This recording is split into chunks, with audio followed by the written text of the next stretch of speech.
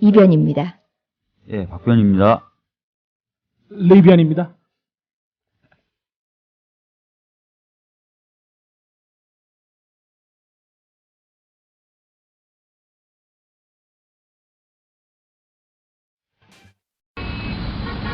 부장님, 대리운전은 뭐 부를까요? 아, 대리운전 블랙박스 주는 1800-6606 대리운전이 있지 않은가? 아, 20회 이용시 블랙박스를 주는 1800-6606 블랙박스 대리운전이요? 그럼 검색창에 블랙박스 대리운전을 검색해보게. 홈피에는 다양한 사은품들도 있다네. 저기 부장님, 블랙박스 대리운전에서는 국민TV에 후원도 한다면서요. 자네도 블랙박스도 주고 후원도 하는 1800-6606 이용하게. 역시 대리운전은 1800-6606.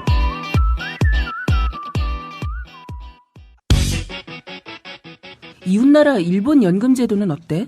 2012년 기준으로 일본은 모든 국민에게 기초연금 77만 원을 지급하고 노동자에게는 별도로 후생연금 208만 원을 주고 공무원들에게는 공무원연금 282만 원을 지급한대. 그럼 국민들에게는 기초연금 77만 원에 208만 원을 더해서 285만 원을 주는 거네. 그렇지.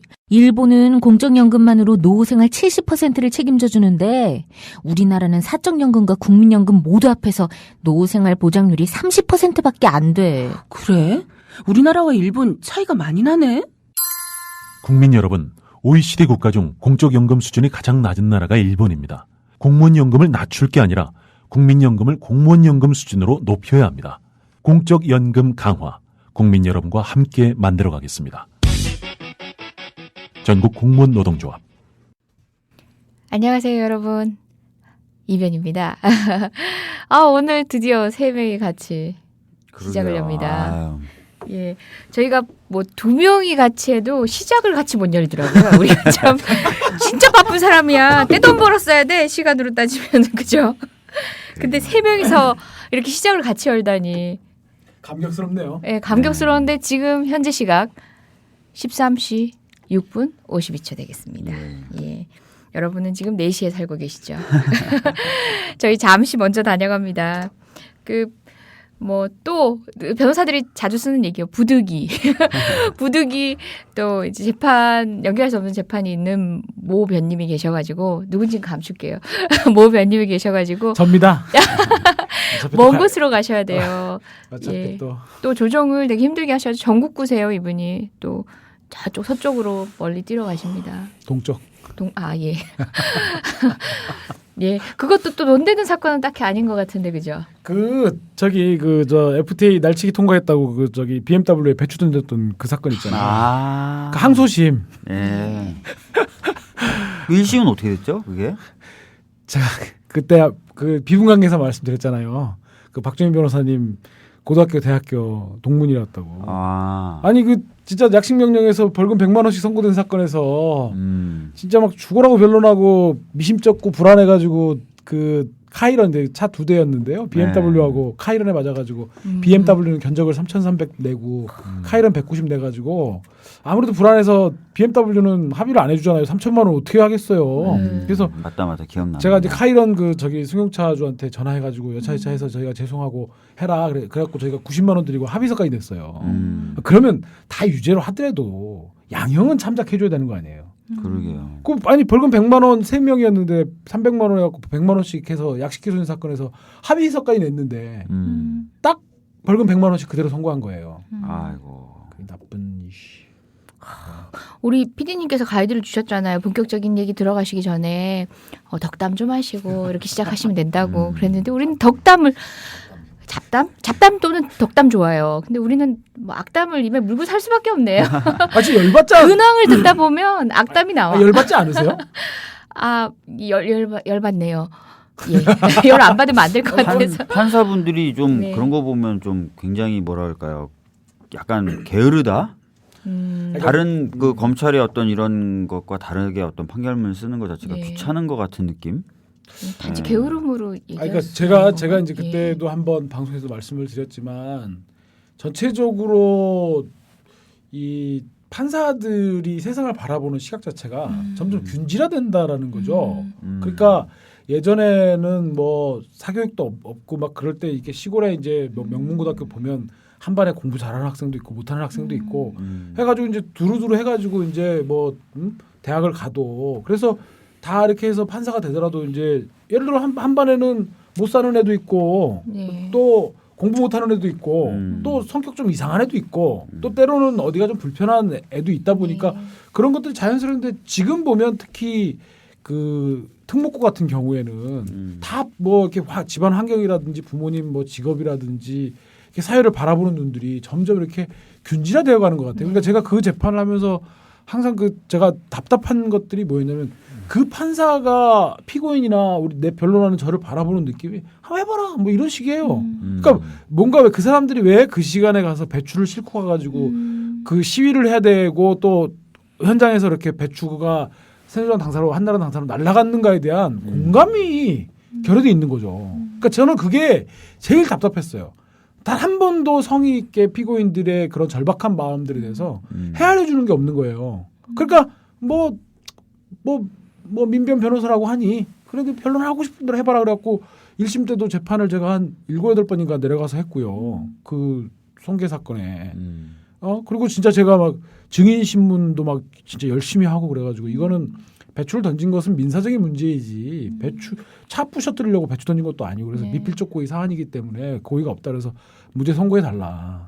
그런데 그냥 늘 시니컬하게 저를 바라봤던 그 판사님의 눈빛이 지금도 잊혀지지가 않습니다. 배추를 이렇게 던진다. 그 차를 부시려고 던진 게 아니라 과실에 의해서 그렇죠. 예, 차에 손괴가 맞은 있다. 거죠. 예, 차에 사실은. 맞은 거다. 이제- 그럼 과실, 손괴죄는 우리나라 형법상 처벌하지 없어요. 않잖아요. 그러니까 그게 이제 미필적 고의에 의한 벽을 던지면 벽을 맞고 튕겨져 나와서 음. 차가 맞을 수도 있었는데 예. 그거를 그냥 던졌다. 그렇죠. 예.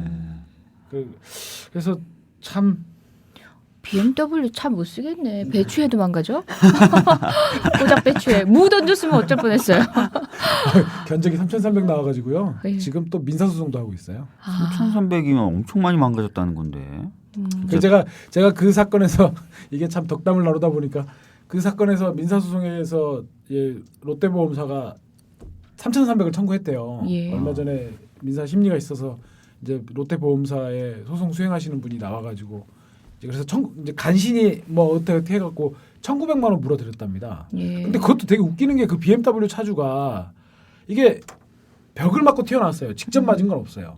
벽을 맞고 튀어나오면 맞고 튀어나오는 측면에 뭐 예를 들어서 뭐 사이드 미러가 망가진다든지 뭐 그쪽에 이렇게 뭐 문짝이 망가진다든지 하는 건 이해할 수 있잖아요. 예. 그 반대편에 심지어 여기 휠이 있잖아요. 휠. 예. 거기도 견적을 냈어요. 그 반대편에 미러 해가지고 차가 세차가 돼버렸네. 그러면 위아래 좌우 안 망가진 데가 없는 거예요. 그래서 내가 판사한테 이게 말이 되는 견적이냐 이게. 아니 떡 본 김에 그냥 세차 만들어버린 예. 거죠. 그래갖고 제가 민사 심리가 갖고 이제 그 재판 마치고 나왔는데 이분도 이제 좀 뭔가 좀 남다른 사건이잖아요. 네. 그래갖고 이제 막 했는데 뭐 저희도 간신히 1,900으로 깎아서 지급해 드렸고 했다. 그래서 제가 이제 설명을 쭉 했죠. 그건 도저히 3,300 견적이 나올 만한 게 아니다. 근데 했는데 이분이 이제 그런 말씀을 하시더라고요. 이게 우리나라에서 이게 외제차를 모시는 분들의 이 특별한 심리가 있대요. 내가 난데 내가 외제차를 모는데 이 외제차가 이렇게 됐는데 해줘야 되는 거 아니냐. 그러니까 사실 1,900만 원이면 웬만한 그 준중형차 그렇죠. 차 한 대 값이잖아요. 그러니까요. 예. 그러니까 그것도 간신히 3,300에서 1,900으로 깎았다고. 그래서 제가 이거 다 진짜 사실 거짓말입니다. 제가 말씀드렸어요. 예. 아니 뭐 못 따라오신 분도 혹여 있을까요? 왜 롯데 손보가 나오나 하겠지만 그 차는 반드시 아마 보험이 들어있을 거고 보험이 들어있겠죠. 자차까지 했겠죠. 네. 고급 승용차 같은 경우면은 그러면 롯데 손보에서는 당연히 물어줬을 물어주고 테고 구상을 했을 텐데 사실 손해보험 측에서는 자차를 하게 되면 우리 이제 손해배상 전문 토크가 되겠네요.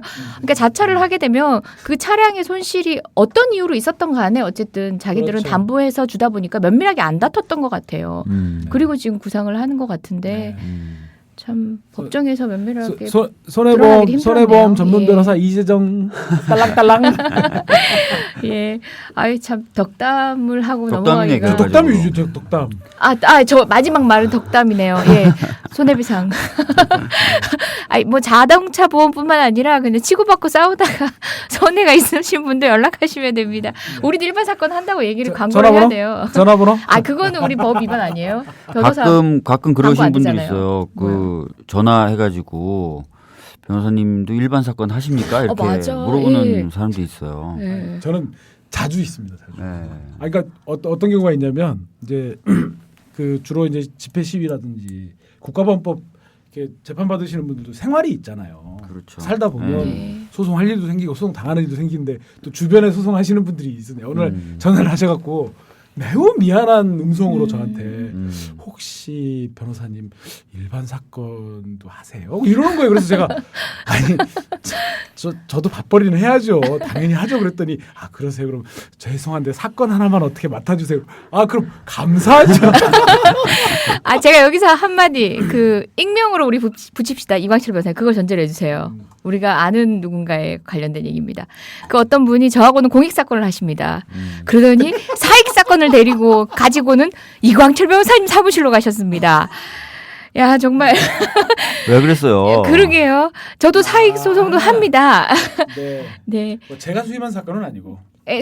법무법인 동안, 네. 예, 법무법인 동화에서 공익 변호사 동화으로 공익 사건으로 취급하고 있는 그 의뢰인께서 사익 뭐 면밀하게 사익이라고 하긴 힘들지만 돈 내는 사건은 이제 법무법인 동 안으로 가셨다는 네. 거. 그 제가 수임한 사건이 아니니까 오해는 하지 말아 주시고요.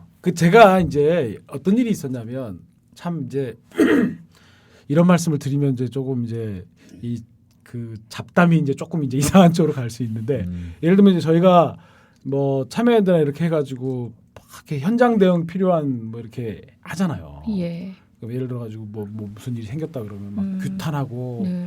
또 거기에 논평도 쓰고 이제 막 해서 뭐 그 문제의 법리적인 틀을 짜서 이렇게 쭉 하는데 막상 쟁송이 필요한 행정소송이든지 그랬는데 그거는 대형 로펌으로 가시는 거예요.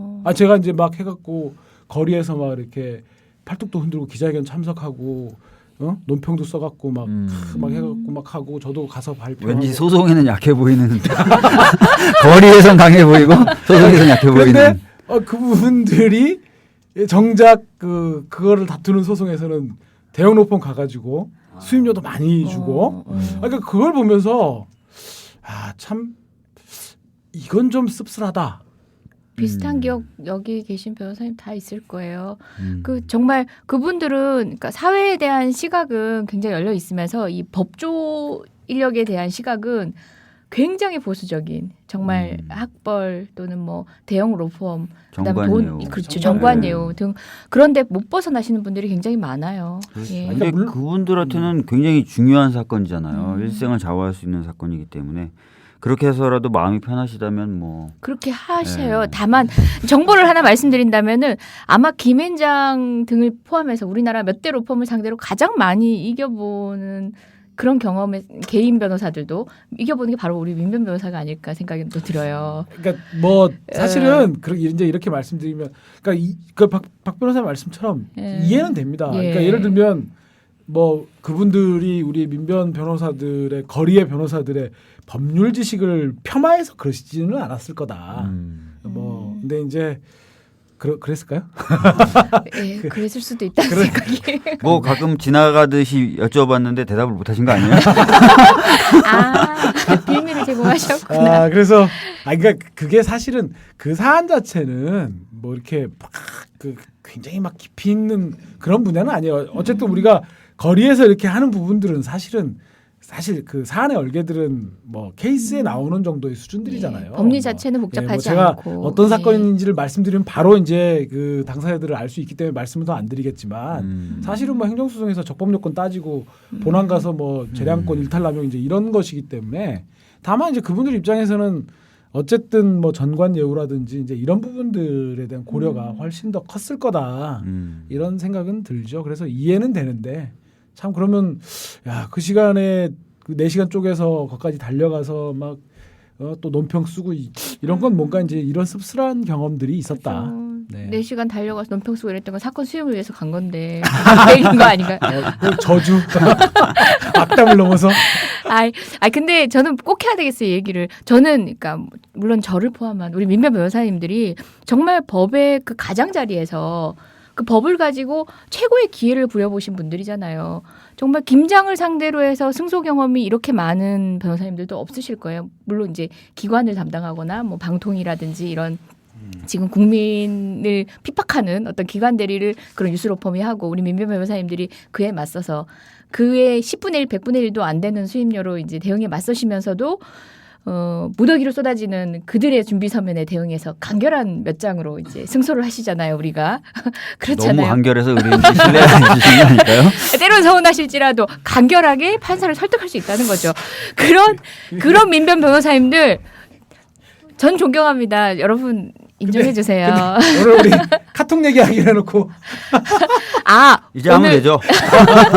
예, 본론으로 들어가기 전에 간단히 잡담과 덕담을 나누라고 PD님께서 조언을 했는데 그냥 깊이 나눴네요. 그러면은 저희 잠깐 오늘 이광철 변호사님 말씀하신 대로 카톡 관련된 얘기 심도 있게 나눠보려고 하는데요. 간단히 준비된 걸 듣고 나서 말씀을 이어가 볼까 합니다.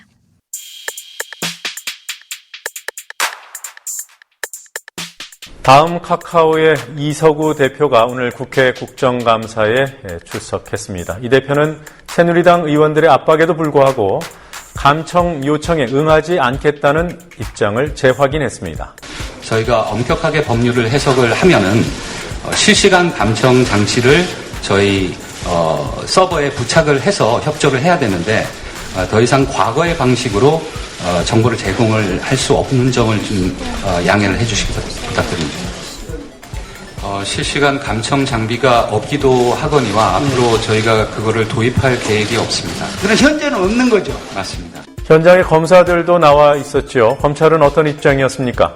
김수남 서울중앙지검장은 감청영장을 청구하는 것은 적합하다며 협조하는 것은 통신회사의 의무라고 말했습니다. 저희들이 압수수색 영장보다도 더 엄격한 어떤 그 감청영장을 받은 경우에 한해서 그 무슨 그 감청을 할 수 있도록 되어 있습니다만 앞으로 감청영장의 경우에는 검사장인 제가 전 사건을 다 결재를 하고 직접 지휘감독하는 그런 어떤 정결 제도도 좀 바꾸었습니다.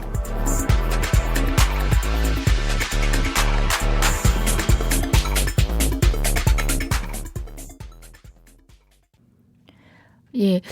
뭐 지난주에 저희가 얘기를 나눴어도 좋았는데 워낙 많은 논점들 가지고 있고 계속 이제 진행형인 사건이었어요. 그리고 또 우리 이광철 변호사님이 또 없이는 얘기할 수 없는 깊이 있는 대화가 안 되는 부분이기도 했죠.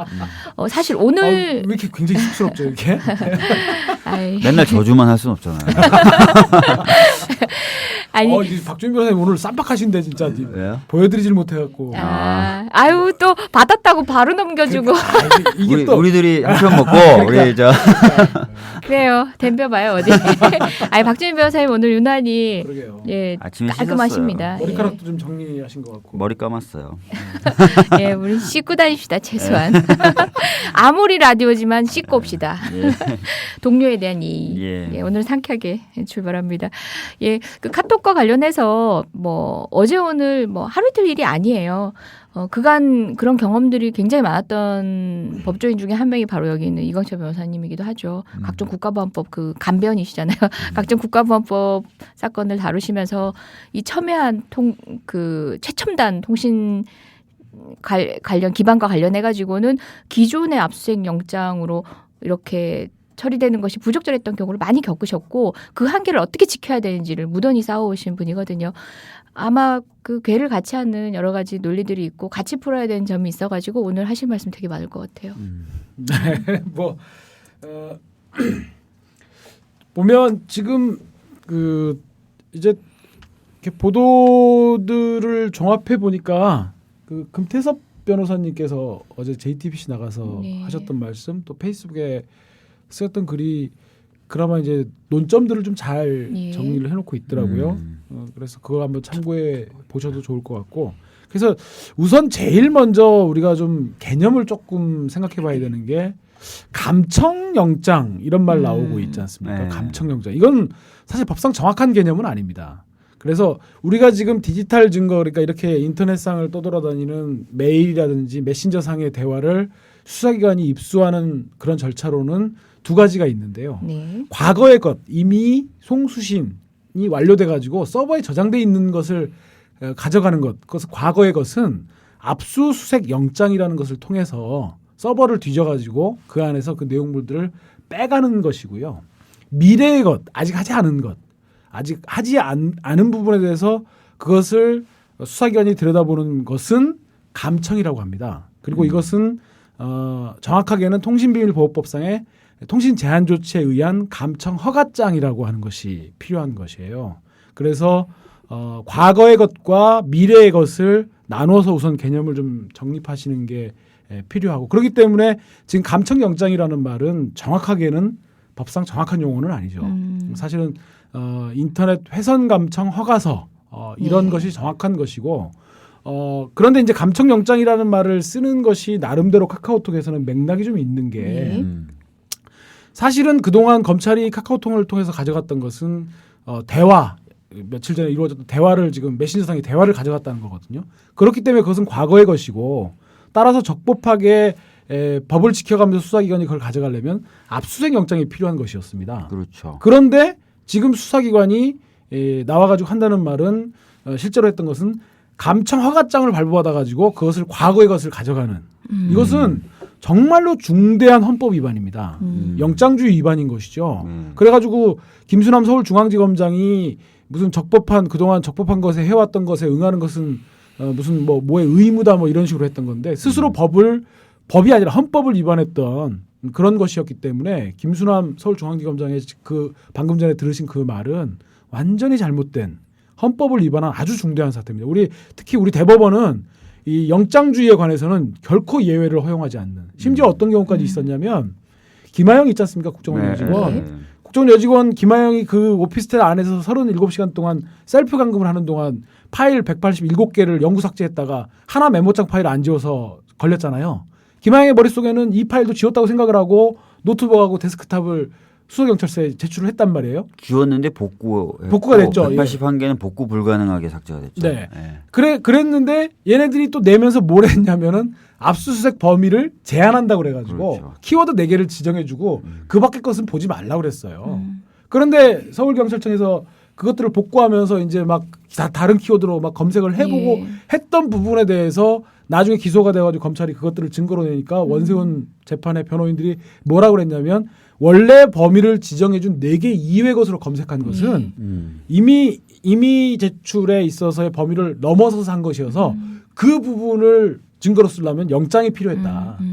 그래서 그 영장을 발부받지 않고 그 나머지 것들을 증거로서 입수한 것은 위헌 위법한 수사다 그래가지고 그 주장을 했는데 심지어 그 주장도 받아들여줬습니다.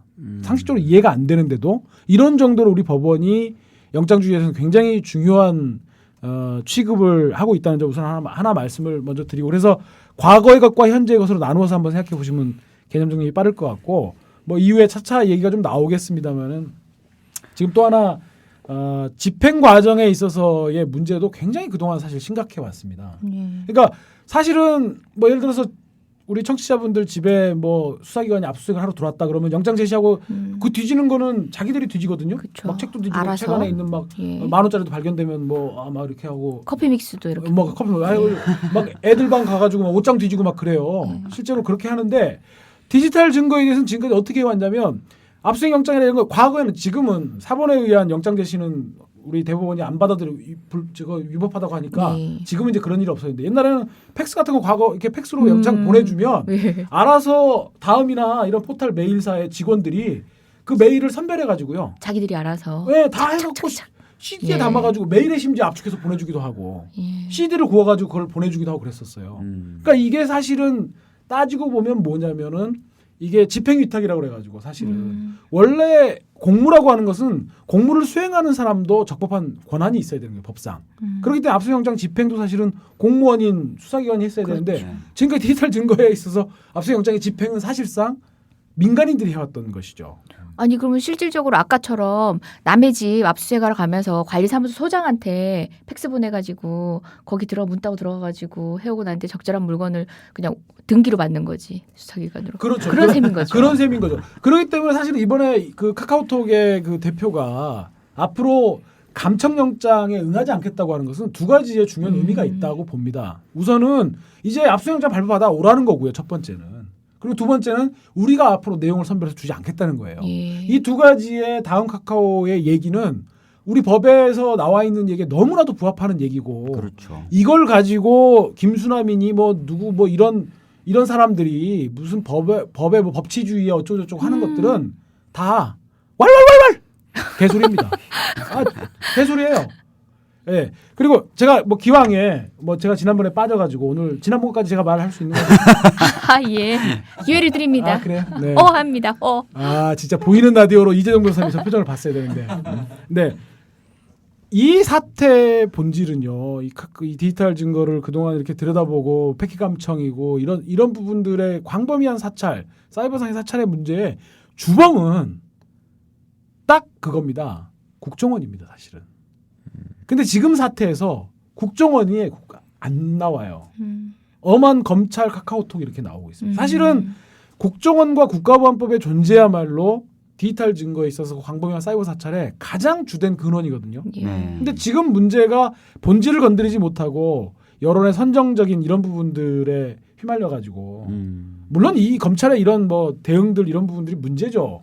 무슨 이렇게 막 그 대통령 뭐 말 한마디 있었다고 막 뭐 이렇게 민간 통신회사들 막 이런 사람들 불러가고 대책하고 이런 것도 분명히 문제인데 사실은 이런 사이버 사찰의 광범위한 사이버 사찰을 통한 개인 프라이버시의 침해 가장 주된 문제의 원인은 국정원에 있는 것이거든요. 근데 지금 문제의 근본에 대해서 누구도 거기에 대해서 언급하거나 건드리질 못하고 있거든요. 그래서 저는 사실 지금 이렇게 제기되어지는 것들이 한편으로 문제가 터져서 여론의 환기를 받고 있는 것은 대단히 중요한 의미가 있는 것이지만 본질을 건드리지 못하고 있기 때문에 또 이러다가 한번 또 확 불러 올랐다가 잠잠해지면 또다시 예전에 사찰 지금 뭐 다음 카카오에서 뭐 사찰 뭐 그걸 저기 패킷 뭐 그 감청하는 장비가 없다 이러는데 사실 국정원이 보유하고 있지 않다라고 하는 확증도 없습니다. 사실 오히려 대한민국에서 통신회사들한테 국정원은 영원히 넘어설 수 없는 절벽 같은 존재예요. 근데 국정원에서 뭐 한마디 하면 그래서 저희들이 추론하기에는 적어도 대한민국의 사법주권이 미치는 영역 안에서 통신회사들이 그 자기네가 서비스하고 있는 모든 것들은 국정원이 다 들여다본다라고 저는 사실은 추측하고 있거든요. 근데 그런 것이기 때문에 차제의 문제의 본질적인 부분에 접근해서 그것들을 조금이라도 건드려줘야만이 문제가 한 걸음이라도 의미 있는 진전이 있다. 이 말씀을 좀 드리고 싶습니다. 네. 국정원은 들여다보고 있다. 조금 보충해서 말씀드리면 아까 이제 수사기관이 어떤 통신에 관련된 정보를 입수하는 방법 두 가지를 말씀해 주셨어요. 감청, 통신 제한 조치죠. 그다음에 압수수색. 그거 말고 하나 더 있는 게 아시다시피 이제 통신 자료를 제공 요청하는 방법이 있어요. 사실 이명박 정권 초기 때는 이게 더 많았죠. 왜냐하면 전기통신사업법 규정에 따라서 수사기관이 달라 그러면 통신사업, 전기통신사업자들, 그러니까 뭐 다음이나 네이버 같은 데가 규정은 이렇게 돼 있어요. 그런 요청이 오면 응할 수 있다. 이 말은 뭐냐 안 응할 수도 있는데요. 다 응했죠. 그래서 뭐 예를 들어서 수사기관이 쥐박이로 검색을 해가지고 그 글 리스트를 쫙 주면서 아니면 쥐박이라는 단어가 들어가는 글들을 쓴 사람들의 인적사항을 다 달라. 이런 식으로 하면 자기네들이 소팅을 해가지고 막 주고 했었어요. 그러니까 그래서 이런 일들이 많았죠. 예를 들어서 뭐 회피연하라고 그 김연아 선수가 공항에 들어올 때 유인천 장관이 나와서 약간 안으려고 하는 듯한 근데 김연아 선수가 피하는 듯한 그런 어떤 동영상이 그때 굉장히 많이 유포됐었는데 그걸 유인천 장관이 이제 명예훼손으로 고소를 한 거죠.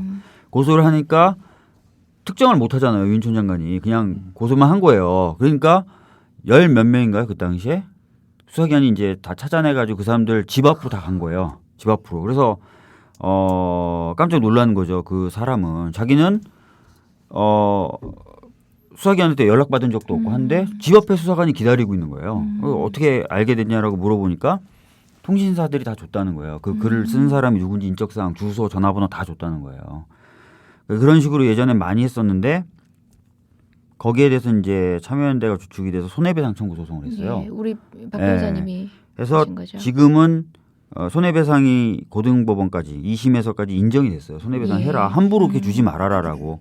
그래서 사실은 그 뒤부터는 이걸 안 주기 시작했다 그러고 때 맞춰서 인적사항을 넣지 않아도 되는 인터넷 실명제 자체가 위헌이 됐죠. 그러면서 이제 인적사항 자체를 아예 안 넣게 되는 식으로 이제 제도 자체가 바뀌었죠. 이것도 참여연대에서 한 거죠. 인터넷 박 실명제. 변호사님이. 저는 변호인단에 들어 있진 않아요. 예. 그래서 그런 식으로 좀 바뀌었다는 거 하고. 변호사님이 빠져 있는 사건도 있으시고. 그러게요. 예. 아니 그리고 또 하나 말씀드려야 되는 게 이 통신사들에 대한 압수수색의 특수성이에요. 보통 물건을 압수수색할 때는요. 물건이 있는 곳에 가서 그 물건 소지자나 물건이 있는 곳의 장소를 관리하는 사람에게 영장을 보여주잖아요.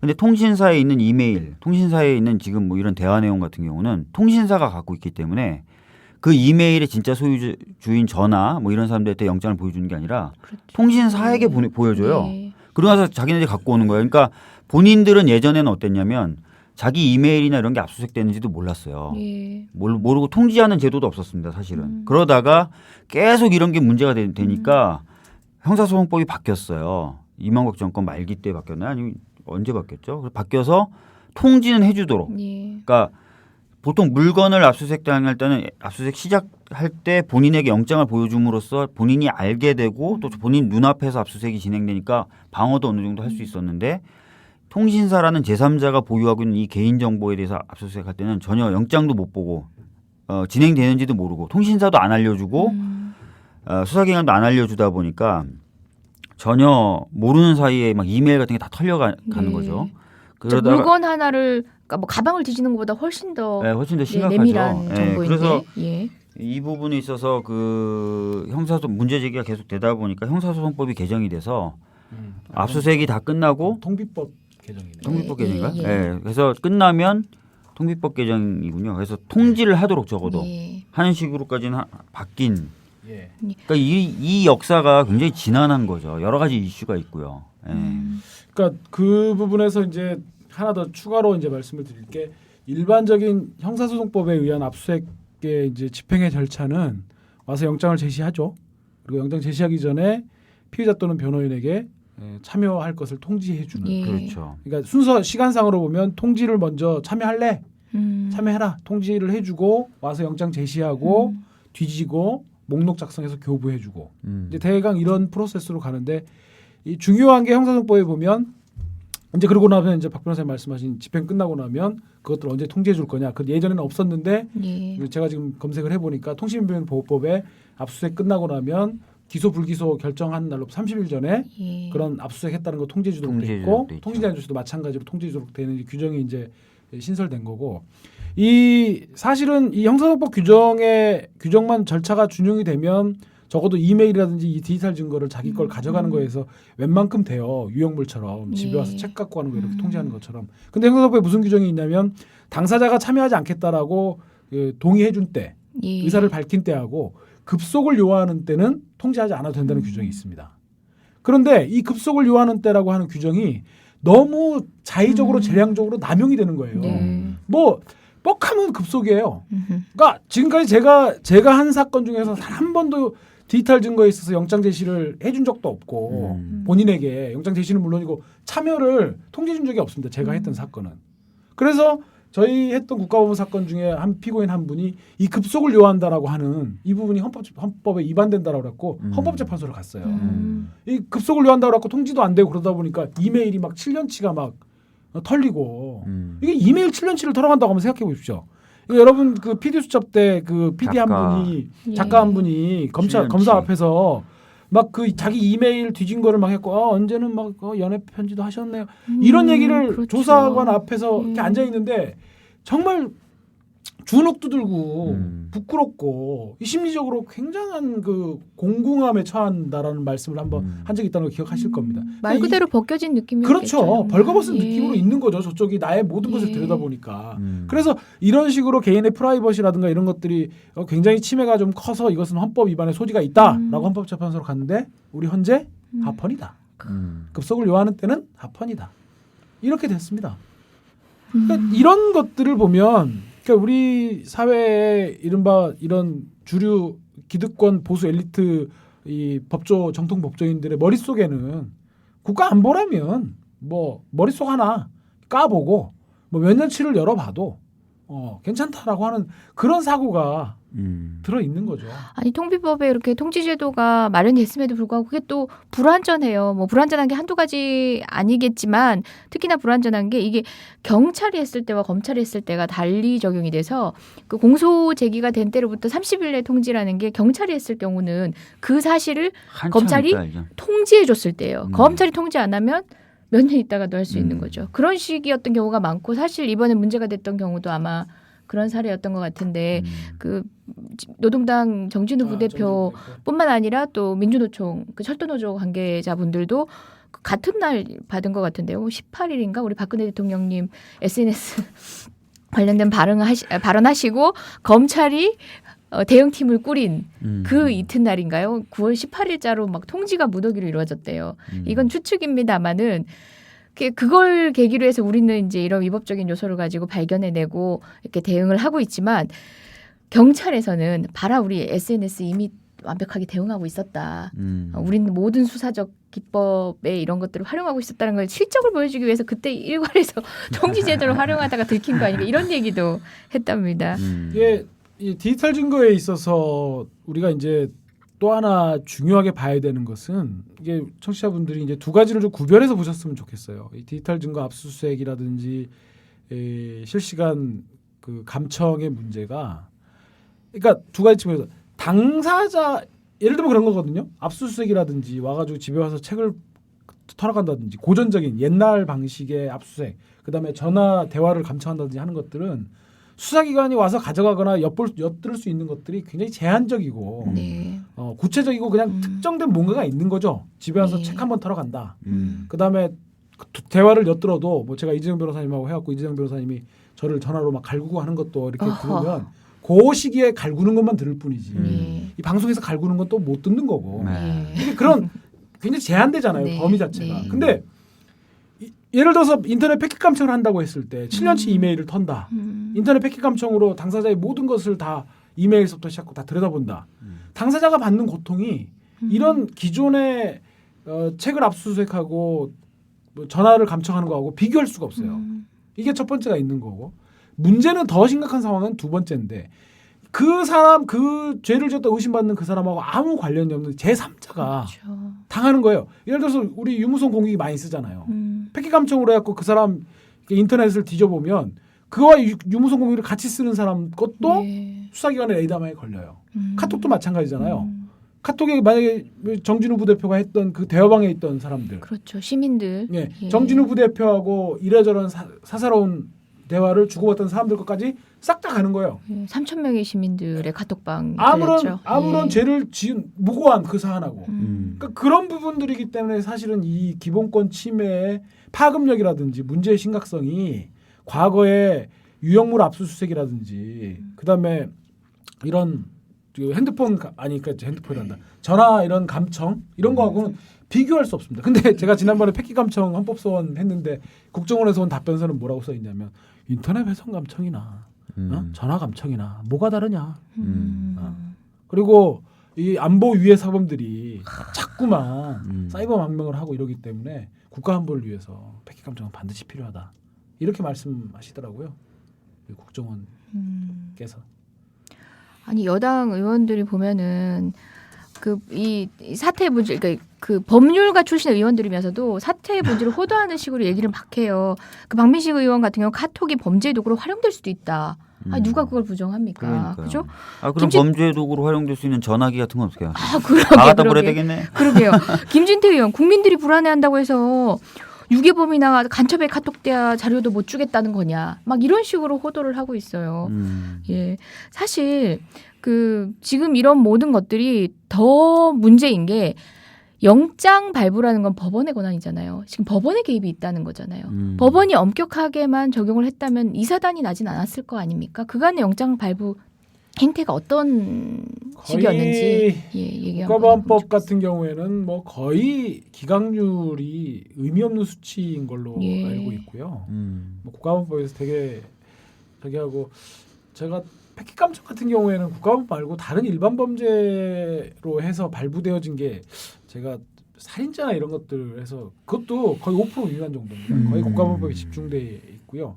또 그리고 물론 통비법에 의하면 이런 훼손 감청, 감청이라든지 이런 부분들, 통신 그다음에 우편물 개봉 같은 거는 대상 범죄가 따로 정해져 있죠, 사실은. 그렇기 때문에 사실은 카카오톡을 이렇게 명예훼손이라든지 이런 걸로는 명예훼손은 인터넷 훼손 감청의 대상 범죄가 아니에요. 그렇기 때문에 사실은 여기서도 중요한 게 그 카카오톡이라든지 이런 부분들 실시간 모니터링 이런 부분들은 명예훼손을 이유로 해서 발부될 수는 없습니다. 명예훼손을 이유로는. 예. 그런 점도 사실은 저기하고 그래서 거의 발부해줬는데 한 가지 되게 웃기는 것은 이런 영장들을 또 반대로 국정원 여직원 김하영의 카톡을 좀 보겠다라고 하는데 또 우리 법원께서 기각하시고 네. 또 세월호 유가족분들이 또 했던 것도 보고 싶다고 했는데 그건 법원이 아니라 회사가 안 주겠다. 회사가 안 주겠다고 얘기한 거고. 영장 받아오라는 건가요? 여러 가지 그 부분도 사실 근데 조금 쟁점은 좀 있더라고요. 그러니까 상속에 의해서 당연히 이제 부모님들에게 그 권리가 넘어간다라고 생각하시는 분들이 계시고 아이들의 것이라 하더라도 누구에게도 공개하고 싶지 않은 부분이 있을 수 있다. 그래서 당연히 상속의 대상이 되는 건 아니다라는 논점도 좀 있고요. 예, 약간 비교관 얘기긴 하지만 지금 박 변호사님 얘기한 것처럼 아직도 우리 법이 이런 인터넷이라든지 전자정보에 대해서 발전에 못 따라가고 있는 부분 중에 하나가 이런 계정의 상속 문제가 아직 해결이 안 돼서 실제 돌아가신 분들의 페이스북 계정 또는 우리나라 메일 계정 이런 것들이 그대로 그냥 실존해 있는 그런데 어떻게 처리를 해야 될지 전혀 모른 채 그렇죠. 그대로 그냥 열려져 있는 그런 경우가 처리가 안 되고 있는 경우가 많아요. 그 정도로 지금 법조인이 발빠르게 움직이고 입법기관이 발빠르게 움직여서 세태에 적합한 법을 만들어내는 게 중요한데 그러지 못하고 있죠. 그 가운데서 의도적으로 이렇게 인권침해를 하는 경우도 생기는 거고요. 예, 그런 것 같습니다. 거의 1부 마칠 시간 다 돼가긴 하지만 간단하게 설명을 한번 해주시면 어떨까요? 아까 김수남 서울지검장이 그렇게 얘기해요. 그 법원에서 영장을 받았는데 그 감청 영장은 그 압수수색 영장보다 훨씬 더 엄격한 요건에 의해서 발부받는 거 아니냐. 그러니까 감청 영장으로 결국은 압수수색 영장 범위에 해당하는 걸 할 수도 있는 거 아니냐. 그런 취지의 논리를 갖다 댔는데요. 그 감청 영장이 일반적인 압수수색 영장보다 훨씬 더 엄격하다. 이것은 사실 그렇게 근거는 없는 얘기고요. 사실 당이론적은 맞죠. 사실은 그러니까 이미 예를 들어서 우리가 그렇잖아요. 범죄를 지은 사람이 이미 남겨져 있는 과거에 뭔가 증거물이 있다고 하는 부분들은 판단하기가 좀 더 쉽잖아요. 그 사건과 그 피의자의 관련성이라든지 이런 부분들이 근데 앞으로 다가올 어떤 그 통신이라든지 이런 부분들에 대해서 이제 미리 허가를 해줘가지고 가서 감청을 한다든지 하는 부분도 사실 엄격하게 하는 것은 맞습니다. 근데 실제로 엄격하게 하느냐? 그것은 아니라는 거예요. 굉장히 그 수사기관의 효율성과 편의에만 입각해가지고 국민의 기본권 보호가 소홀히 된 채 편의적으로 발부되어지고 있는 게 사실은 지금 통신제한조치 허가장의 현실이고요. 그런 것이기 때문에 김수남 그 중앙지검장의 말은 정말 지금 상황에서 마치 자기네들이 굉장히 뭔가 법을 좀 잘 지키려고 하는 일종의 레토릭에 불과한 것이지 실무적으로 그런 것들이 실제로 그렇게 되고 있는 것 같지는 않습니다. 그러니까 감청 영장이라는 것과 이제 그냥 압수수색 영장은 그 적용 대상이 다르기 때문에 요건 판단의 기준이 다른 거고 그러니까 법원도 그렇게 해야 마땅하고 감청은 더더욱이 거기다가 더 엄격해야 된다는 게 있는데도 불구하고 현실은 그렇지도 않다. 그러니까 두 가지 측면이 다 있는 거네요. 네, 그렇습니다. 예. 지금 우리 이광철 변호사님 또 이 건으로 또 바쁘게 되셨어요. 예, 또 우리 그때 박준희 변호사님 그 JTBC 나가는 거 광고하고 나가셨잖아요. 광고하시죠? 또 출타하신다면서요? 아니 광고가 아니라 저는 안 알리려고 그랬는데 알린 거 아닌가? 빨리 알려. 빨리 알려요. 알리는 건가요? 상대 패널과 선전포고를 하시면서. 심야 토론에서 KBS의 심야 토론. KBS. KBS. 구수하다. KBS. 우리 할머니 그렇게 얘기하세요. KBS. KBS 틀어봐라. 심야 토론에서 김진태 새누리당 의원과 말을 섞게 됐습니다. 말을 섞게 된. 그러니까 얼마만큼 그러니까 저희가 해야 되는 그 논점 원래 지금 방송 3사를 저희가 참 신뢰를 못 하고 있잖아요. 토론자로 가서도 그 마이크를 내가 조절할 수 있지 않더라고요. 그 방향 토론의 방향이나 그 말거리들 엉뚱한 방향으로 열어놓게 되면은 이제 말리고 오는 수도 있더라고요. 말리지 말고 제대로 좀 말고 오세요. 네, 말고 오세요. 똘똘 말리지는 말고 똘똘 말고 오세요. 다시 그 이소구 그 다음 카카오 대표 얘기로 좀 돌아가서 간단히만 한 번 더 짚어봤으면 좋겠는 게 그 이소구 다음 카카오 공동대표가 그 지금 감청영장에 대해서 이런 방식으로 과거의 방식으로는 응할 수 없다라고 했던 것과 관련해서 이제 수사기관은 이런 진짜 법치에 반하는 이런 사고로 가진 정말 무책임한 수사기관만 아니라 제가 보기에는 보수일간지에서도 그렇게 공격을 했었던 것 같아요. 근데 그런 식의 공격이 잘못됐다는 걸 좀 이제 요약하듯이 좀 정리를 한번 해봐 주시죠. 그러니까 지금 법치주의를 훼손하고 유린하는 세력이 누구냐? 검찰이었어요. 그렇죠. 검찰이 그러니까 다시 한번 말씀드리지만 법치주의를 유린한 두 가지 대표적인 것. 첫째, 압수영장을 발부받아야 되는데 감청영장을 발부받은 영장주의 위반에 문제가 있는 것이고요. 두 번째, 그 점을 그 이서구 대표도 지적을 한 거죠. 그렇죠. 이서구 대표가 알려진 바에 의하면 지금 그 변호사 국내 변호사는 아닙니다만 변호사 자격이 있고 또 다음 카카오팀의 법무팀이 있을 테니까 그것들을 발표하는 것에는 반드시 법적인 검토를 했을 것이라는 점은 우리가 넉넉히 예상해 볼 수 있는 것이고요. 주가가 막 쭉쭉쭉 빠지는 통에 뭔가 정말 대응을 얘기해야 되는데 진짜 수틀리니까 우리 영장 거부하겠다 이렇게는 말할 수는 없는 거지 않습니까? 근데 큰 기업인데 그래서 그 내용들이 아까도 말씀드린 것처럼 법에 전혀 위반되는 것이 아니고 그래서 법치주의를 훼손한 첫 번째 것 압수영장을 발부받아야 되는데 감청영장을 발부받은 영장주의를 위반한 것이 있고 두 번째는 그 영장의 집행을 수사기관 수사 권능을 갖고 있는 공무원들인 경찰관들이라든지 이런 공무원이 하지 않고 말 그대로 집행을 위탁한 거죠. 그것도 안에서 이렇게 뭘 갖고 선별해 갖고 제가 최근에 들은 얘기 중에서 더 황당했던 얘기는 선별 프로그램이 있대요. 이렇게. 아니 그 자체적으로 운영하는? 네. 포털사 안에서 이런 영장이 이렇게 오면 얼마나 시달렸으면 매뉴얼 비슷하게 해가지고 이렇게 선별 프로그램이 있대. 그래갖고 예를 들어서 이 사람이 지은 죄를 이렇게 쭉 해갖고 몇 개 집어 넣으면 그냥 그 메일이 탁 이렇게 와가지고 툭 이렇게 쌓이는 그렇게 그걸 이제 CD로 구워서 하는 그런 것도 있고. 아니 그럼 걔네들이 저는 이 얘기 들으니까 이런 생각이 드는데 그럼 걔네들이 수사기관에 협조할 목적뿐만 아니라 지네들이 궁금해서 무슨 예를 들어 연예인 이름 탁 해가지고 메일 쫙 해서 받아보고 그런 장난도 할 수도 있는 거잖아요, 사실은. 그리고 이게 이메일을 갖고 이렇게 저희가 하다 보면 정말 황당한 일이 벌어지는 것들 중에 하나가 뭐냐면 예를 들어서 이제 그 국가보안법 위반 사범분들 중에서는 이런 이메일은 지워야겠다 문제가 될 수도 있어요. 그럴 수 있잖아요. 그런데 그런 이메일들이 본인은 지웠는데 나중에 수사기관이 딱 들이미는 거예요. 그러니까 어떤 이메일들 같은 경우는 이제 물론 시간이 많이 지나서 본인이 지웠는지 기억 여부가 믿을만하냐 이제 이건 논란이 있을 수는 있는데 어쨌든 본인이 기억하고 있기에 내가 이런 메일들은 그때 문제가 될 것 같아서 지웠다라고 하는데 그래가지고 실질적으로 저희들이 그 문제를 입증하자고 다음이나 네이버에 저희들이 사실조회도 하고 김인성 교수님 모셔갖고 법정에서 증언도 들었습니다. 그래서 지금 그래서 지난번에 저희가 했던 것 같은 경우에는 지운 것이 확실한데 수사기관이 좀 되돌린 거 아니냐. 근데 이제 결국은 그것을 본인이 지웠다라는 걸 입증을 못 해가지고 이제 그 부분에서 더 그 논의가 진전되지는 못했는데 만약 그렇지 않습니까? 내가 진짜 이런 이메일들은 좀 삭제하고 싶다. 우리가 예를 들어서 우편으로 이렇게 받은 것들은 받아갖고 불태우거나 하면 없어지는 거잖아요.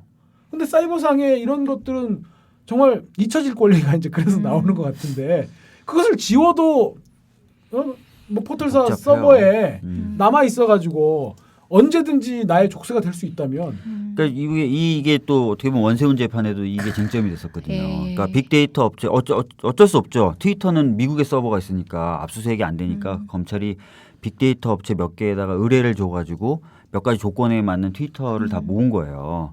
트윗과 리트윗을. 네. 근데 거기에 대해서 이제 변호인이 주장했던 것 중에 하나가 이거죠. 잊혀질 권리. 네, 그걸 뭐 불법적으로 수집하고 이러면 나의 그런 잊혀질 권리나 이런 건 훼손된다. 그때 우리가 한 코멘트 했던 것 같아요. 정말 훌륭한 얘기인데 그 입에서 나올 줄이야. 그래서 이게 제가 보기에는 아까 이재용 변호사님도 말씀하셨지만 이 인터넷에 관련돼서 좀 많은 제도적인 어떤 근데 이 제도를 그냥 정권이나 이쪽에서 하는 게 아니라 국민적인 여러 토론을 거쳐서 합리적인 제도 를 좀 만들 필요가 있지 않을까 싶어요. 그러니까 저는 이제 거기서 한 가지 말씀을 더 보태고 싶은 게 디지털 시대인데 사고방식은 특히 법을 운용하고 만들고 해석하는 그 사람들 머릿속은 여전히 아날로그인 거예요. 저는 이게 형식과 내용, 실질이 일치되어야 된다 무엇보다도. 디지털 시대는 디지털 마인드를 갖고 있어야 되는 거죠. 디지털로 인해서 사람들의 이런 정말 과거와 비교할 수도 없는 수많은 인권 침해 이런 것들이 파급력이 예전과는 비교할 수 없다. 잊혀질 권리도 그런 맥락에서 나오는 거잖아요. 근데 그 파급력이라는 표현을 또 저쪽에서는 파급력이 세기 때문에 철저히 제한해야 된다 그러고 규제의 필요성을 제가 예전에 활용하죠. 제가 예전에 박정근 사건에서 봤던 트위터는 팔로워가 4명만 돼도 그 신속성과 파급력이 무시무시해서 국가안보에 큰 위협이 된다는 거예요. 저희 이렇게 열띠게 얘기를 하고 있는데 1부 종료 시간이 다 됐네요. 2부에서 다시 열띠게 이어가 보죠. 네, 네. 2013년 국민라디오 광고 히트 상품 철원 5대쌀이 2014년 다시 돌아왔습니다. 특히 올해는 1조 시간이 길어 기름이 차르르 구수하고 찰진 햅쌀 맛을 느낄 수 있다는데요. 10kg은 3만 원, 20kg은 6만 원입니다. 드시고 맛없으면 100% 환불해 드리는 거 다들 아시죠? 주문 전화번호는 010-9523-5400번, 010-9523-5400번입니다. 택배비는 별도입니다.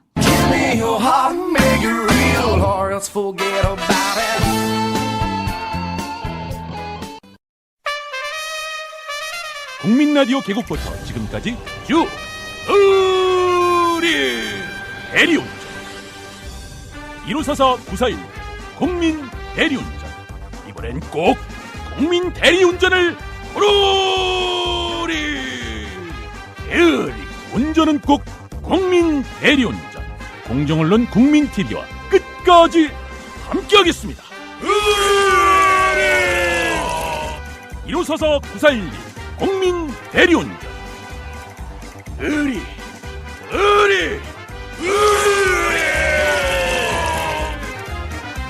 1544-9411 국민 대리운전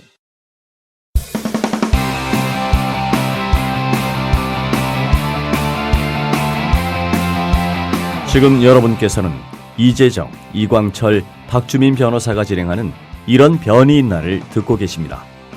이 방송은 매주 금요일 낮 4시부터 5시 반까지 국민 라디오를 통해 가장 먼저 청취하실 수 있고 팟캐스트 포털 팟빵에서 다시 들으실 수 있습니다.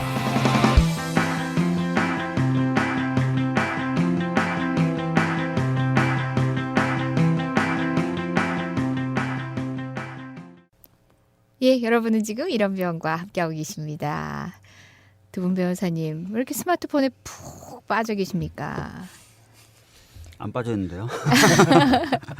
아니 잠시 쉬는 동안 박 변호사님이 이제 급한 통화를 하시는 것 같은데 본의 아니게 옆에서 들었습니다. 그 뭐 택시에 뭔가를 두고 와서 찾아야 된다는데 그러기 위해서 뭐 카드 내역 이런 걸 해봐서 그 택시를 특정을 해야 되나 봐요. 그러게요. 그런데 이제 굉장히 사무적인 통화잖아요. 근데 이렇게 얘기하시더라고요. 택시에 소중한 물건들을 대거 두고 내렸습니다. 이렇게 얘기를 해요. 참 어휘력 딸리시네요. 그 소중한 물건이라는 참 문학적인 표현과 대거라는 그 법률적인 자주 사용하는 법정에 자주 사용하는 빈도의 단어를 또 그런 식으로 활용을 하시고. 아유, 직업병이 온몸에 배어 있으신 분들이에요. 좀 스마트폰 좀 놓으세요. 다들 왜 이렇게 스마트폰에 뭘 다들 넌 지금 방송에 집중하세요. 아니 지금 제가 아름다운 이재용 변호사님 이렇게 아름답게 쳐다보고 있는데 아니 지금 이광철 변호사님은 되게 지금 들썩들썩하세요. 혹시나 재판 늦으실까봐 그죠? 아닙니다. 트라우마가 있으세요. 재판 늦어가지고 그냥 재판이 진행된 것처럼 돼버리는 경우가 변호사들 왕왕 있거든요. 있죠. 조금만 늦어도 짤 없이 안 봐주시는 우리 판사님들. 그러면서 본인들은 심지어 길게는 막 2시간씩도 기다려야 되는. 그리고 뭐 2시, 뭐 10시 뭐 이러면 재판이 막 한 10여 건 잡혀 있고 이럴 때도 있잖아요. 그죠? 그럴 때 이제 재판정에 갔으나 재판을 진행하지 못하면 우리 의뢰인들한테 정말 할 말이 없게 되는 그런 상황을 염려하시면서 지금 이광철 변호사님이 노심초사하고 계세요. 뭐 이제 오후의 시간은 예, 먼 길 가셔야 되는데. 상대방이 전관일 때 특히 그러더라고요. 저는 한 2, 3분 늦었는데도 끝났다고. 상대방 변호사 갔다고. 그런 경우들이 많이 있더라고요. 전관일 때. 예. 그 법정에서 일어나는 여러 가지 불합리한 것들 중에 하나긴 한데요. 그나마 또 우리 변호사가 진행을 할 때는 또 나아요. 당사자분들. 그 같은 시간에 잡혀 있는 재판들 중에서도 제일 뒤에. 그러니까요. 우리 대리인들 변호사가 대리인으로 선임돼 있으면은 변호사 2명만 오면 눈치 이렇게 해가지고 순서대로 변호사 온 그쵸. 변호사 온 순서대로 그거 잘못 지키면 진짜 큰일 나잖아요. 잘 기억했다가 변호사 온 순서대로 되는데 대리인이 없는 사건 같은 경우는 무조건 제일 뒤로 미뤄지는 거죠. 예, 근데 요즘에는 사건 번호를 부르는 법정이 많이 늘었더라고요. 예. 순서대로 쭉 부르고. 예. 저는 그게 제일 합리적인 것 같아요. 그렇죠. 그럼에도 불구하고 2시에 또 뭐 10시에 10건 넘게 잡아놓고 물리적으로 불가능한 시간에 사람들 일단 다 오게 하는 거난 그것도 싫더라고요. 좀 합리적으로 소환 시간도 정해놓고 뭐 이거 이렇게 보니까 증인 신문하기에 뭐 그 시간은 부족하다 싶으면 충분히 뒤에 판사가 좀 더 기다려줘야 되는 거 아닌가요? 예, 국민들 불러놓고. 예, 잠시 이제 그냥 잡담 겸 여러분들께 이제 법률 토크, 법률 상식 토크 했습니다. 저희 계속 그 카카오톡으로 대별되고 있는 지금 SNS 그 전자정보에 대한 공안 통치 시국에 대한 얘기를 하고 있는데요. 이런저런 근간의 법적인 문제점에 대해서는 얘기를 했는데 그렇다면 뭐 이렇게 뭐 집행에 있어서의 문제는 어쨌든 감시하고 계속 그런 식으로 통제해 나가야 되겠지만 제도적으로 불비된 부분들은 지금 저희가 지혜를 모아야 될 때 아니겠어요? 어떤 방식으로 제도가 정비가 되고 그러기 위해서 어떤 노력들이 필요한지 뭐 그런 얘기 한번 해봤으면 좋겠어요. 뭐 대표적으로 지금 얘기되는 게 가장 간단한 방법이 법원이 영장을 내줄 때 조금 더 세밀하고 촘촘하게 내주는 방식. 네. 아예 안 내주거나 내주더라도 범위를 명확히 한정해가지고 내주는 방식이 좀 있을 것 같고 있는 제도 하에서는요. 그 다음에는 아마 그 제도를 좀 바꾸든지 개선하든지 해야 되겠죠. 예. 그 뭐 더 깊이 들어가면 또 법적인 문제가 돼서 설명에 많은 시간이 많은 말들이 필요한 얘기가 되기도 하겠지만 그래도 오늘 뭐 같이 나누는 수준의 정도에서라도 이제 제도적인 어떤 대안에 대해서 뭐 일례로 한번 들 수 있는 게 그 예를 들어서 뭐 어쨌든 영장에 의해 가지고 압수수색될 필요성은 있다 또는 감청될 필요성은 있다를 상정했을 때 어떤 방식으로 하면은 그러니까 남용되지 않고 내 개인 정보를 무작위 뒤지는 것도 막으면서 될 수 있을까? 참 상상력을 발휘해야 되는 부분이고 이건 진짜 법 기술자뿐만 아니라 그런 IT의 기술적인 측면에 굉장히 익숙하신 분들도 중지를 모아주셔야 될 부분이긴 한데 저희 잠깐 쉬는 동안 박주민 변호사님이 박경신 교수님, 박경신 교수님 아이디어를 얘기하기도 하셨어요. 그렇게 제3자가 보유하고 있는 그래서 본인은 영장의 집행 과정을 전혀 모를 수도 있는 그런 어떤 경우에는 압수수색해서 바로 수사기관이 가져가는 것이 아니라 그거를 법원이든 아니면 객관성이 인정될 수 있는 제3의 어떤 기관에다가 일단은 갖다 놓고 그 다음에 이제 당사자, 법관 또는 뭔가 객관적인 제3자가 참여한 상태에서 선별적으로 보면서 선별적으로 골라서 수사기관이 가져갈 건 가져가는 식으로 되는 방식이 좀 어떠냐라는 아이디어를 내신 적이 있었어요. 박경신 교수님. 그러니까 아이디어는 더 모아져야겠지만 그것도 뭐 이름 듣기에는 어쨌든 간에 압수수색이 뭐 소위 수사의 밀행성에 의해서 되는 거는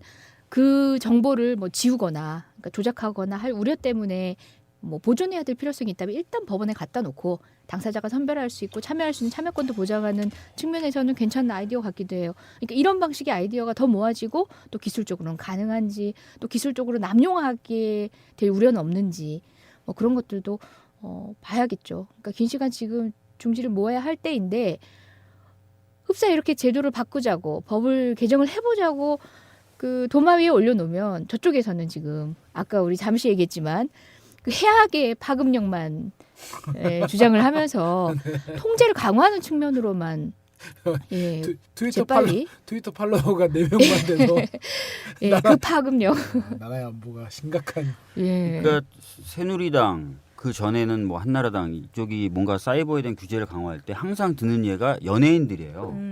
연예인들에 대한 명예훼손이 도를 넘었다. 그래서 자살하는 연예인이 생기다. 그래서 고 최진실 같은 경우를 빌어서 최진실법 뭐 이런 식으로 많이 했었죠. 지금도 사이버 감시단 출범할 때 검찰이 내세우는 명분 중에 하나가 스포츠 스타나 연예인들의 인권을 보호할 필요가 있다. 이런 얘기들을 또 하고 있어요.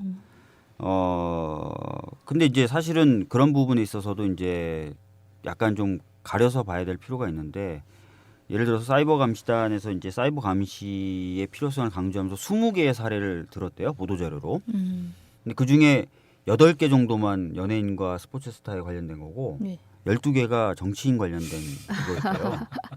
그러니까 자기네들도 이슈를 찾아봐도 안 되니까 결국은 정치인이고 또 본인들도 그렇게 얘기하죠. 모든 글들을 다 자기가 볼 수 없으니까 결국은 정치인, 정치관계 이슈, 뭐 공적 인물 이쪽을 중심으로 살펴볼 수밖에 없다라고 자기네들도 얘기를 하더라고요. 그러니까 결과적으로 내세우는 명분은 뭐 스포츠 스타나 연예인들의 보호 뭐 이런 것들도 들고 있지만 또는 학교 내에서의 집단 왕따나 따돌림을 들고 있지만 명백히 가리키는 방향은 정치인, 정치관계 이슈에 대한 비판적인 어떤 대화 이런 쪽으로 가 있다는 거고 앞으로도 뭐 압수수색이나 이런 것들이 만약에 이제 인터넷이나 이런 곳에 광범위하게 이루어진다면 그런 쪽에 이제 초점이 맞춰지겠죠.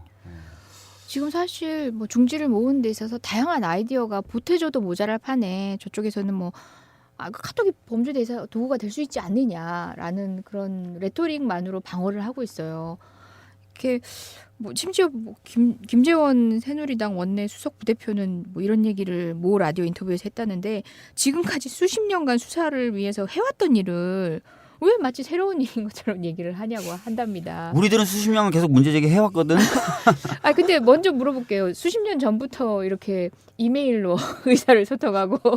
그러니까 사실은 이 김재원 수석 말이 참 재밌는 게 저희는 이게 문제가 됐을 때부터 계속 문제 제기 해왔거든요. 그렇죠. 마치 문제 제기가 없었던 것처럼 무시했던 사람들이 이제 와서 무시한 게 아니라 아예 안 듣고 있었군요. 이제 와서 처음 얘기 듣는 것처럼. 실제로 처음 들었을 수도 있죠. 실제로 그렇겠죠. 모르는 거죠. 뭐 관심이 없는 거죠. 들어도 안 관심도 들리는 없고. 척. 그 이광철 변호사님의 그 에피소드 그게 들어도 안 들은 척 뭐 이렇게 얘기하고 나니까 갑자기 그 에피소드하고 겹쳐지는데 그 얘기 한번 해보시죠. 그 참여권을 실행하러 검찰청에 갔다가 그러니까 2012년도에 통합진보당 서버가 이제 가산 디지털 단지에서 압수수색해갖고 털렸잖아요. 검찰은 털렸다 이 말도 되게 싫어하는데 뭘 털어요? 우리가 뭘 털어요? 털렸는데 그 이제 그날 저녁에 사실은 전체 통합진보당 당원들이 사투를 벌인 끝에 이제 서버를 털린 거 아닙니까? 그래서 서버를 싣고 가서 이제 연락이 왔어요. 근데 이제 이 부분에 관해서는 1년도인가 대법원 판례가 하나 있습니다. 이런 서버 같은 것들을 압수수색했을 때는 그 서버를 들고 가는 그때까지뿐만 아니라 그 서버 안의 내용물들을 밖으로 끄집어내서 그 결과들을 확인하는 그것까지가 수사고 그때까지도 참여를 보장해야 된다는 대부분 판례가 있어요.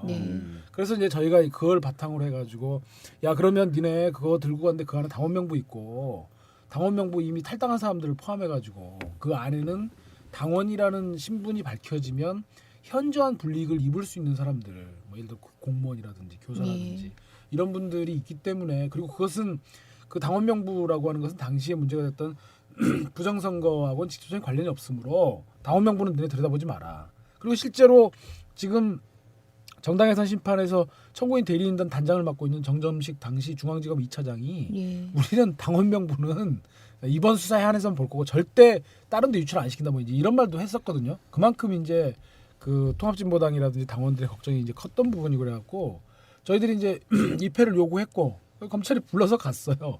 그 대검 포렌식 센터에 갔는데 방에 이렇게 널찍히 있으면 이렇게 조그마한 데다가 이렇게 한 군데를 막아갖고 강화 유리로 해갖고 그 안에 이제 그 유리창 바깥으로 모니터한 데가 이렇게 딱 있고요. 예. 그럼 저희는 거기서 보고 있다가 이 유리창 강화 유리 두꺼워요 또. 이렇게 들고 있다가 이거는 들여다보면 안 된다라고 막 유리창 두드리면 듣는 척도 안 해요. 그러면서 방어? 좀 있다가 시끄럽다고 그러고 들리긴 하는데 시끄럽다 그러고 시끄럽다 조용히 하라고. 네, 그러면서 그 안에 이렇게 대법원 판례 취지에 반해가지고 그렇게 그 우리가 가서 들여다보는 것은 볼 수 있는 것은 그건 검찰이 베푼 은혜지. 니네 당신들이 당연히 행사할 수 있는 권리가 아니다.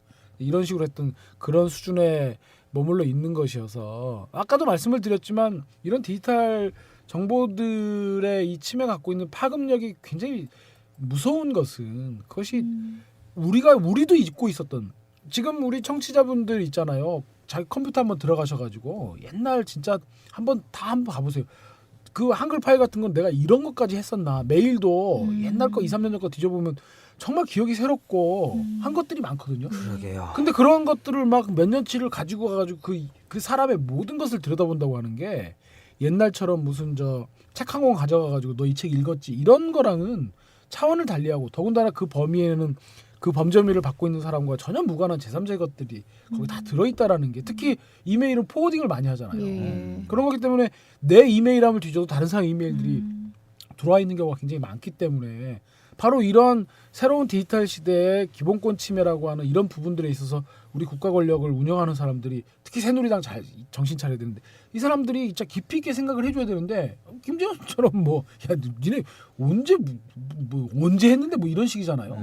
그러니까 정말 한심한 거죠. 아니 그리고 검찰 관계자도 사이버 감시단에 대해서 문제 제기하는 그러니까 질문을 그렇게 하는 표현의 자유 침해나 이런 것이 우려되지 않냐는 기자의 질문에 문제될 글은 안 쓰면 되는 거 아니냐. 간단하시네. 이렇게 얘기를 했다고 그래요. 그래서 훌륭하시네.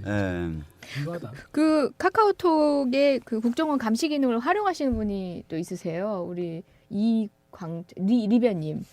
아니 저희가 여러분 아시다시피 그 통합진보당 헌법 재판을 지금 같이 하고 있거든요.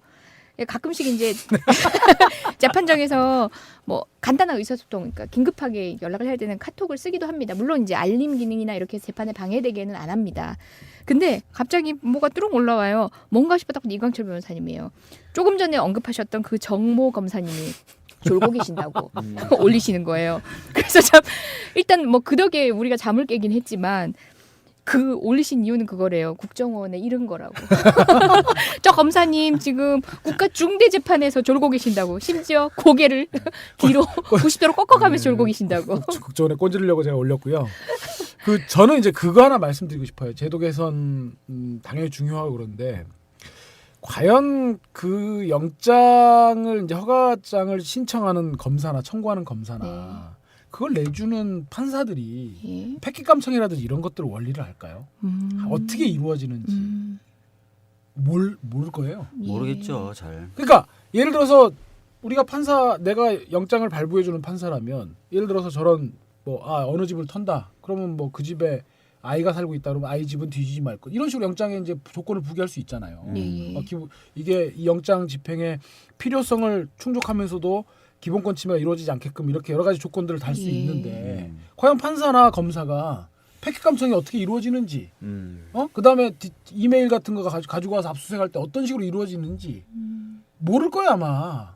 진짜 몇몇 예를 들어서 디지털 기술에 좀 능한 검사나 판사 그 지식을 갖고 있는 사람들 외에는 모를 거란 말이죠. 그러니까 사실상 패킷 감청이라든지 이런 디지털 증거의 압수수색 과정에서 생길 수 있는 기본권 침해라고 하는 것들의 여러 가지 경우의 수들이 판사들 머릿속에는 없는 거죠. 한마디로 무식한 거예요. 무지한 거고. 그렇기 때문에 이런 부분들에 있어서는 저는 차제 법원행정처나 대검에 패킷 감청이라든지 이런 것들 이번에 김순환 그 중앙지검장이 국정감사 때 박지원 의원한테 앞으로 차장 전결 사항인데 이건 내가 챙겨보겠다 약속했지 않습니까? 그러지 말고 그 사건을 담당하는 검사나 그다음에 법원행정처도 영장 전담 판사들 패킷 감청 한번 해서 교육 한번 시켰으면 좋겠어요. 아니 패킷 감청을 한 번씩 당해보는 거죠. 그러니까 이런 느낌이 드는 거니까 원리를 몰라서도 그렇지만 본인이 공감할 수 있는 경험이 없을 수 있어요. 그러니까 예를 들어서 이런 간단한 경험을 좀 해보면 되는데요. 노란 리본을 있잖아요. 네. 옷깃에 달고 청와대 쪽으로 한번 판사들이 한번 걸어가 보면 돼요. 그러면 저도 며칠 전에 했는데 막더라고요. 그래서 저기 그냥 가니까 막지 말라고 하니까 보내주긴 보내줘요. 그래서 많이 좋아졌네 하고 왔어요. 근데 알고 봤더니 뒤에서 계속 쫓아온 거예요. 양복 입은 사람이. 사찰. 예, 그러니까 누군지 자기는 뭐 당신이 뭘 할 수도 있기 때문에 청와대에 따라왔다는 거예요. 근데 사실은 저 같은 사람들도 그 따라왔다는 걸 알게 되는 순간 등골이 서늘해지더라고요. 그리고 계속 뒤를 돌아보게 되고 한참 동안 몇 시간 동안. 일단 멀쩡히 걸어가는데 한 번 잡았던 거 그 자체가 스트레스인데요. 네. 예. 그러니까 그런 경험을 판사들이 한번 해보면 누군가 날 몰래 지켜보고 쫓아다닌다는 게 얼마나 큰 스트레스인지 알 수 있으니까요. 한번 영장 전담을 맞습니다. 하시거나 영장을 맡는 판사분들은 청와대 근처에 노란 리본을 달고. 그러니까 판사들이 저는 법조인들이요. 그냥 법조인이라고 하는 그런 거 숨기고 한 달씩 감옥을 좀 살아봐야 된다고 생각해요.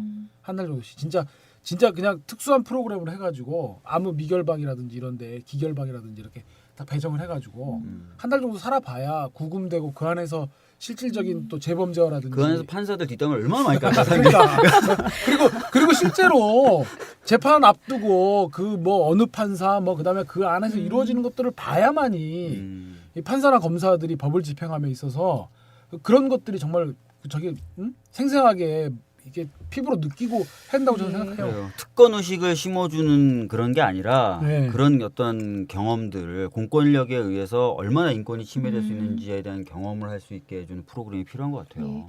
네. 근데 사실 이광철 변호사님 처음 말씀하신 것처럼 그런 지식 자체에 대해서 1차적으로 무지한 것도 사실이에요. 심지어 뭐 2, 3년 전, 지금은 그 정도는 아니라고 생각하는데 리트윗과 관련된 형사법정에서 판사가 리트윗 개념을 이해를 못하고 있더라고요. 그러니까 그런 상황에서 그것부터 설명하느라고 너무 힘들었었거든요.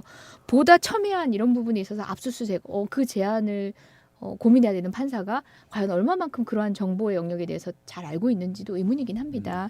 이런 게 있대요. 처음에 TV가 등장했을 때 갑자기 사람들이 TV에 대해서 굉장히 무서워했대요. 판사들이나 이런 사람 TV가 미칠 수 있는 영역에. 처음에 영화가 등장했을 때도 그렇고 미국의 어떤 검열의 역사를 보면 그렇대요. 새로운 매체가 등장하면 판사들이나 법조인들은 겁부터 먹는다는 거예요. 그래서 어떻게든 제어하려고 하고 대중이 익숙해진 다음에야 풀리고 이런 역사들을 반복했다 그러더라고요. 그러니까 우리나라는 인터넷 강국임에도 불구하고 판사님들이 아직까지 인터넷에 쫄아 계신 거죠. 어떻게 보면. 맞습니다. 여러 가지 아이디어를 던져봤지만 지금이야말로 정말 해안을 모을 때입니다. 무조건 통제하려고만 하지 않았으면 좋겠습니다. 그러기 위해서 또 여러 기구들이 함께 머리를 맞대고 있으니까요. 여러분도 계속 지켜봐 주시면 좋겠어요. 오늘 방송은 이쯤에서 마무리할까 합니다. 여러분들 오늘도 고마웠습니다. 네, 감사합니다. 네, 감사합니다. 미디어 협동조합 국민TV 뉴스K 앵커 노종면입니다. 정치 권력, 재벌, 특정 지배 주주로부터 오염되지 않는 언론, 국민TV가 그 실험을 해나가고 있습니다. 이런 언론이 지속 가능하다면 다른 여러 언론도 따라올 것입니다. 닻을 올린 국민TV, 순항하도록 힘을 실어주십시오.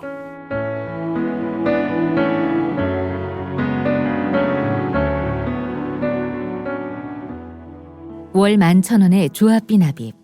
조합원 여러분의 많은 동참을 바랍니다. 자동 납부는 미디어 협동조합 홈페이지 국민.tv 또는 서울전화 3144-0933, 서울전화 3144-7737로 신청하실 수 있습니다. 여러분에게 언론 혁명으로, 그래서 자부심으로 보답하겠습니다.